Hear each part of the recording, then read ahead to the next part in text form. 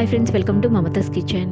ఇంట్లో ఒకవేళ కూరగాయలు ఏమీ లేనప్పుడు 4 ఎగ్స్‌తోని ఇలా ట్రై చేయండి. చాలా టేస్టీగా ఉంటుంది. అన్నంలోకి గానీ, చపాతీలోకి గానీ చాలా అంటే చాలా బాగుంటుంది. ఒకవేళ పిల్లలున్నా కూడా చాలా ఇష్టంగా తింటారు. ఒకసారి ఇలా ట్రై చేయండి. చాలా క్విక్‌గా 5 మినిట్స్‌లో అయిపోతుంది.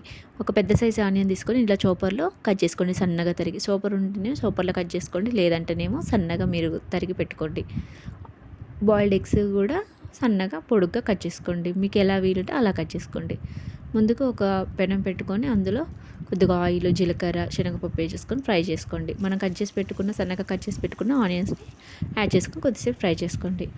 అందులో మనం ఆనియన్స్ త్వరగా ఫ్రై కావడం కోసం కొద్దిగా సాల్ట్, పసుపు యాడ్ చేసుకొని ఒకసారి తిప్పేసి అలా ఫ్రై చేయండి. ఒకసారి ఇలా ట్రై చేయండి. చాలా అంటే చాలా టేస్టీగా ఉంటుంది. మీరు అల్లం వెల్లుల్లి పేస్ట్ బదులు కూడా వెల్లుల్లి కారం అనేది యాడ్ చేసుకోవడం వల్ల చాలా అంటే చాలా టేస్టీగా ఉంటుంది. ఒకసారి ఇలా ట్రై చేయండి. త్వరగా అయిపోతుంది. ఏం కూరగాయలు లేనప్పుడు కూడా మీకు ఏమి తినబుద్ధి కానప్పుడు కూడా ఇలా చేసుకొని తినొచ్చు. చాలా అంటే చాలా టేస్టీగా ఉంటుందండి. అల్లం వెల్లుల్లి పేస్ట్ వేసి పచ్చివాసన పోయే వరకు ఫ్రై చేసుకోండి. అందులోనే మీకు ఎంత అంటే అంత కారానికి సరిపడా మీకు ఎంత కారం తినాలనుకుంటే అంత కారానికి సరిపడా కారం యాడ్ చేసుకోండి. మీరు ఎంత కారం తింటారో అంత యాడ్ చేసుకోవచ్చు. అలా బాగా ఫ్రై అయిన తర్వాత మనం కట్ చేసి పెట్టుకున్న ఎగ్స్ని యాడ్ చేసుకోండి. అందులో కొద్దిగా ధనియాల పౌడర్ కూడా యాడ్ చేసుకోవాలి.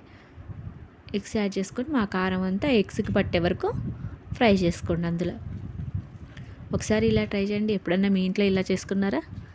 ఒకసారి ఇలా ట్రై చేయండి. చాలా టేస్టీగా ఉంటుంది.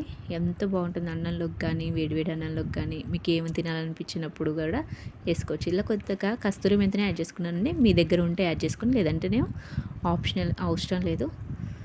చూసారు కదండి, ఎంతో టేస్టీ అయిన